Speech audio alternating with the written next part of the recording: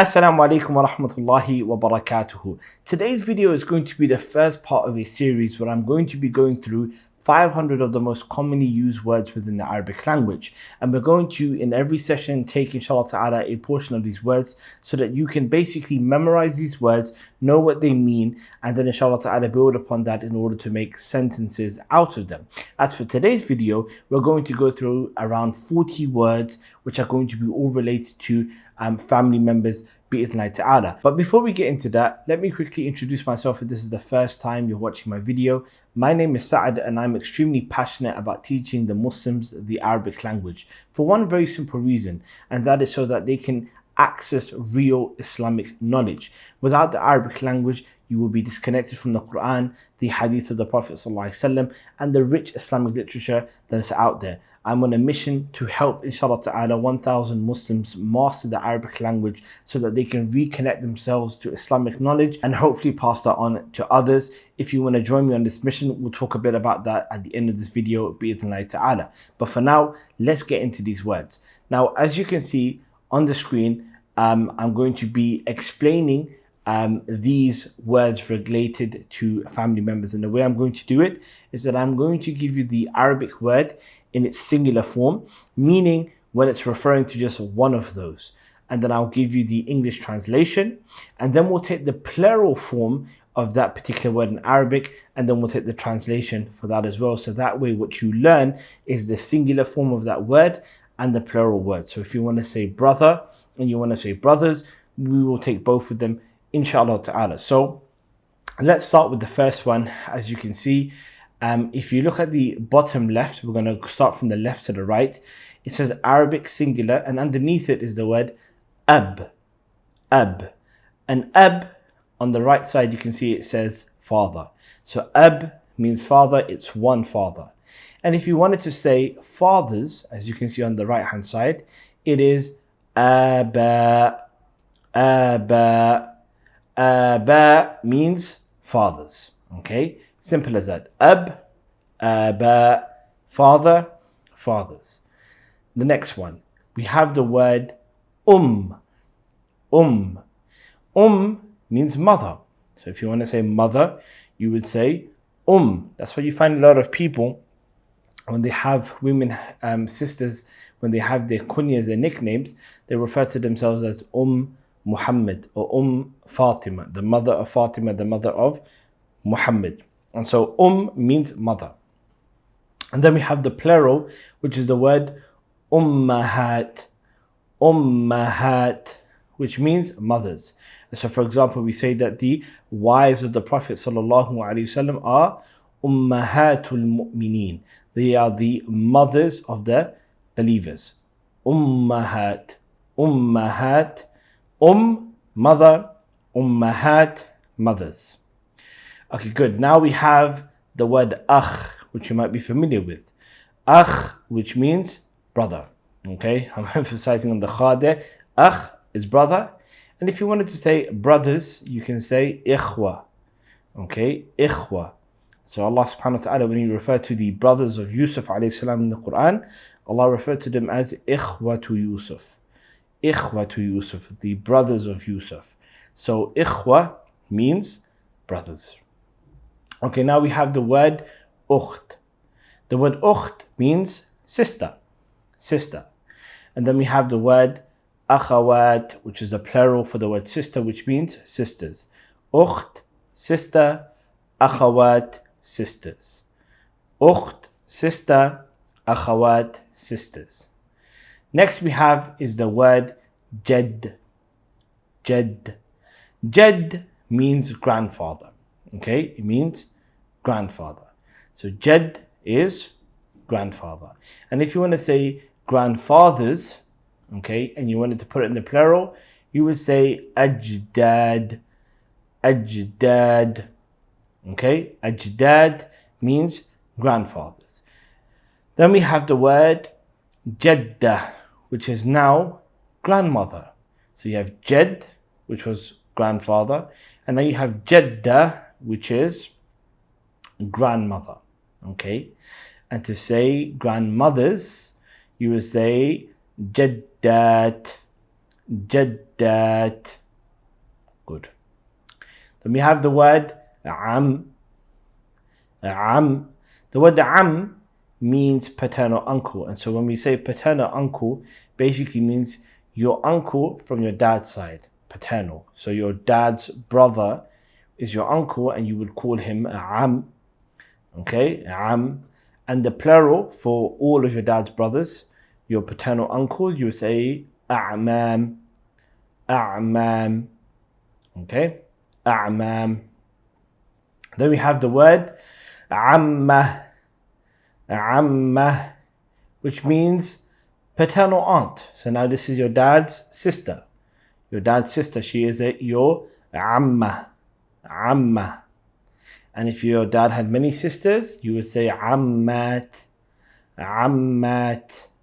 Okay, paternal aunts. Those are all of your dad's side. Then you have خال. خال is your maternal uncle. Is your maternal uncle. So your mum's brother. Your mum's brother is your khal. And then all of your mum's brothers would be your أخوال. أخوال. Okay, أخوال, maternal uncles. Then we have the word خالة. خالة, which means maternal aunt. So this is your mum's sister. Your mum's sister is your خالة. And if you're from the subcontinent, from Pakistan, you would know that your mum's sister, you would call her khala, right? So khala means your maternal aunt. And your maternal aunts are your khalat. Khalat. Okay? Maternal aunt and maternal aunts. Then we have the word ibn. Ibn, which means son. And then abna, which means sons. Okay? Ibn, which is son, and then abna, which is sons. That's why you find some people, when they mention their names on their titles for like social medias and etc., they put ibn there. For example, I put my name as Sa'ad ibn Mansour. Okay? Sa'ad, the son of Mansour. Okay? Muhammad ibn Abdullahi. Muhammad, the son of Abdullahi. So ibn, son, abna, sons. Then we have the word bint. Bint means daughter. The word bint can also mean a girl. You can also use it to refer to a girl. But bint means daughter. Okay, we're talking in context of just family members. So bint means daughter. And if you had daughters, you would say banat. Banat. Bint. Banat. Next is the word zoj. Now this is very important. The word zoj, classically speaking, the word zoj would be used to refer to a wife or a husband. So a husband would refer to his wife as zoj, and a wife would refer to a husband as zoj. But now in modern standard Arabic, there is a bit of a difference that they put, and so I'll highlight that for you, inshallah ta'ala. But classically speaking, the word zoj could mean husband, could mean wife. But for now, let's just say zoj is husband, and azwaj means husbands. Although azwaj can also mean wives, and azwaj can also just mean spouses. It can just mean spouses. So you can say that as well. So depending on what your intention is, if you're talking about females, you can say azwaj. For example, we say azwajun nabi, the wives of the Prophet ﷺ.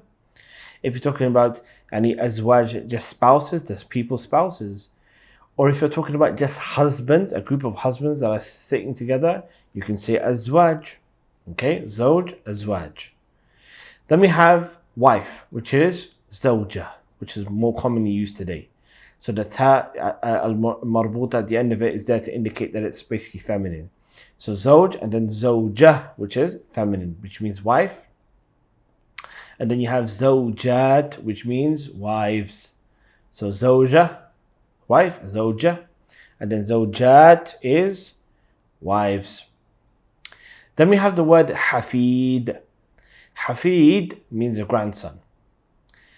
Okay, a grandson. So if you had a grandson, so for example, your parents are the grandparents, right, to your children, and your children would be their grandson or their granddaughter, but in this context, grandson. And so hafid, and then we have ahfad. Ahfad, which means grandsons. It means grandsons. So Hafid and Ahfad. Then we have the word Hafidah. Hafidah means granddaughter. This is the feminine. Granddaughter. Hafidah. And then you would have Hafidat as granddaughters. As granddaughters. Hafidat. Then we have the word walid. Now the word walid can be used for a parent, and it can also be used for a father. So your father he's a walid. He's a father. And then you can say walidan, which basically means parents. Now walidan basically means, because parents obviously consist of two individuals, right? A mother and a father.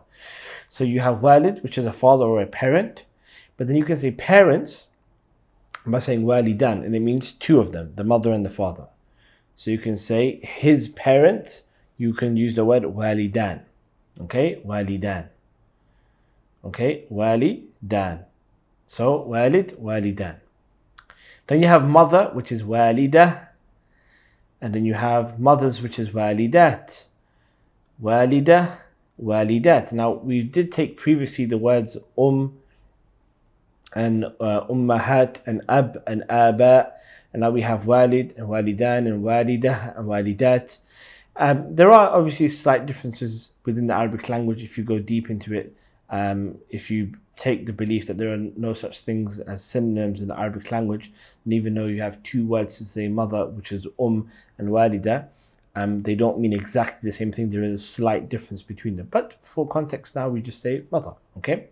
So and walida. So walida means mother, and walidat means mothers. Okay? Means mothers. And then the last one we have is the word usra, which means family.